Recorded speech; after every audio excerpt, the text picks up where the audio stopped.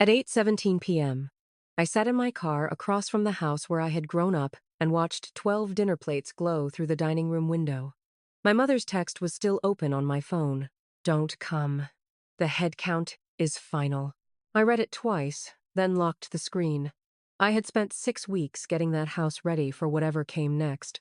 I had called the plumber, met the electrician before sunrise, and paid the final $4,800 property tax balance when Diane said the account was short. Apparently, none of that counted as an invitation.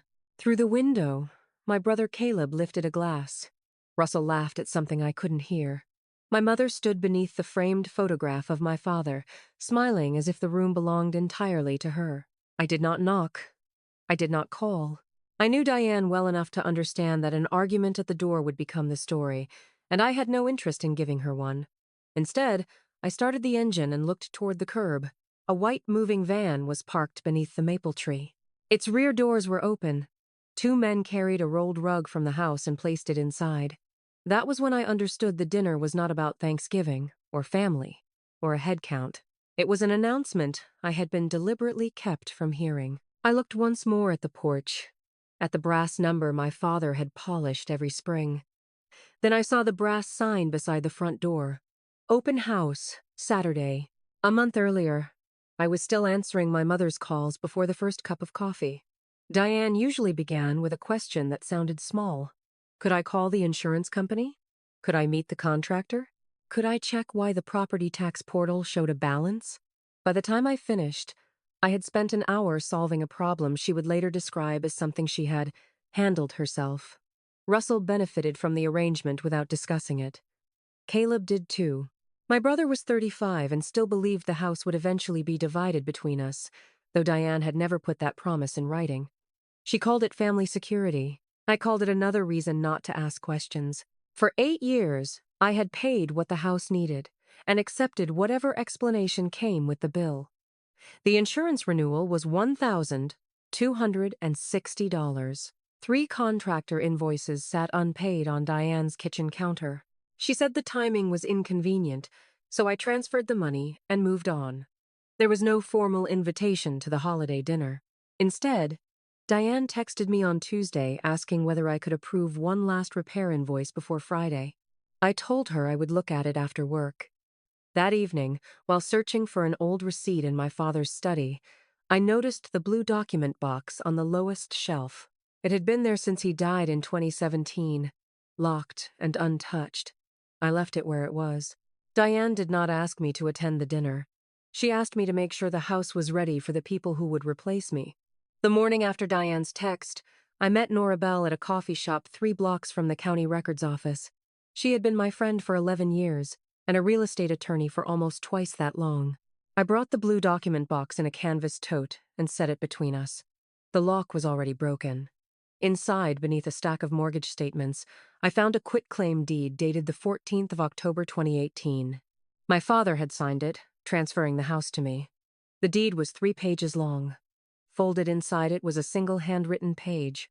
Marin, your mother can stay as long as she pays the utilities. The house belongs to you.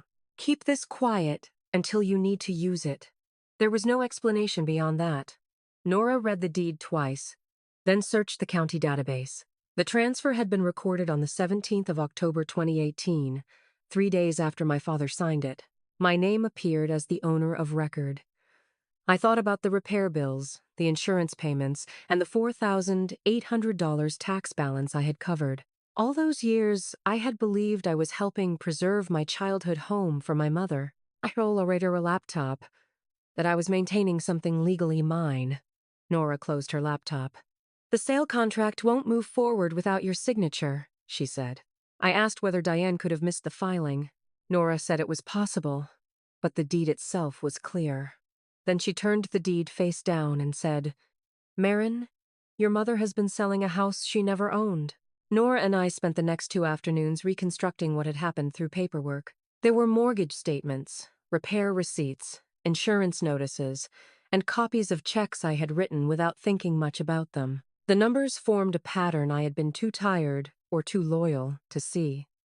In 2018, Diane had taken out a $27,000 home equity loan against the house. My father discovered it after the bank sent a notice to the wrong address. He paid enough to stop the immediate threat, then transferred the property to me. The deed was not a gift made in celebration. It was a barrier put in place quietly. I had spent the next 7 years paying what Diane called household expenses. Those payments had covered repairs, taxes, and eventually the loan's final balance. I had not known I was protecting an asset. I thought I was keeping my mother from losing her home. There were 43 repair receipts in the folder Nora found. Elaine Mercer confirmed the rest when she met us at the county archive. She remembered my father asking her to witness the signing. Diane had been told the house was protected for me, Elaine said. She had simply chosen to keep calling me a caretaker. I asked why my father had not confronted her. Elaine looked down at the deed. Because he knew a public fight would make you responsible for cleaning up the pieces. I read his note again.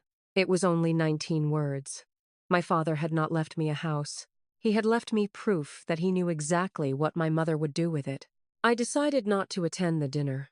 Nora offered to come with me and sit beside me while I confronted Diane, but I knew how that would end.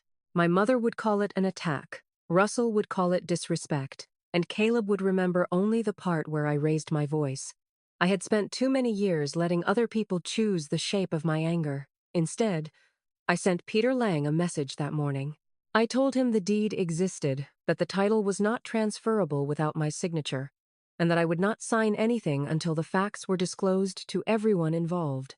I kept the message to 3 sentences. Peter replied 7 minutes later, asking for a copy of the recorded document. Diane texted me before lunch. First, she said I was being jealous. Then, she said I was cruel. The third message accused me of trying to ruin one good night for the entire family. I answered once, I won't interfere with the truth. At 7 p.m., the dinner began without me. I knew because Caleb sent a photograph to the family thread, showing the table set beneath the dining room chandelier. Later, Elaine told me Diane had raised a glass to, finally putting the house behind us. Caleb had repeated the story he had been given for years. Marin never wanted the house anyway. I sat at my kitchen table and did not respond. At 7:46, Peter Lang placed his fork beside his plate and asked, "Who here has actually seen the deed? Like, dislike?" Peter did not raise his voice. He did not need to. He asked Diane where the original deed was, then asked Russell whether he had reviewed the title report. Diane said the paperwork was being handled. Peter opened a folder beside his plate and explained that the county record listed me as the owner. The proposed $312,000 sale could not proceed without my signature. Diane said my father had intended the transfer as temporary protection. Elaine Mercer corrected her gently.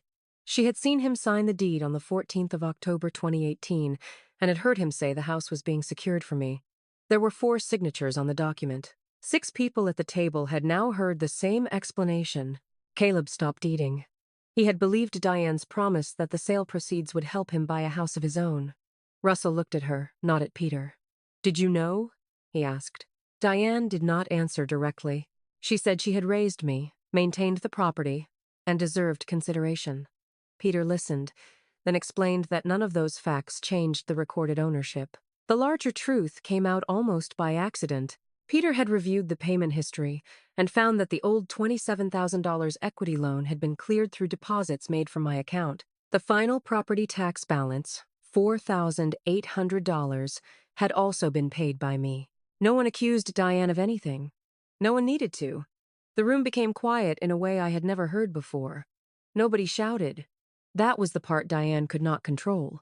Everyone simply stopped defending her. The sale was canceled 2 days later. I gave Diane 60 days to move out or sign a formal rental agreement at market rate. I did not ask her to repay every dollar, publish the receipts, or explain herself to the relatives who had believed her. The house had already told the truth. I saw no reason to make it louder. Gavin Holt offered to buy the property at a fair price once the title was clear. For a week, I considered accepting. The money would have been useful, and leaving would have been simpler. Instead, I kept it. Over the next 14 months, I repaired the porch, replaced the kitchen windows, and converted my father's study into a small archive room. Nora helped me apply for a local preservation grant. By the following spring, the house had helped 11 families organize records after foreclosure, eviction, or sudden displacement. Caleb came by once with an apology. He did not ask for money or suggest that we forget what happened. He stood on the porch for several minutes, then said he should have asked better questions. I should have, I told him. That was all we said about it.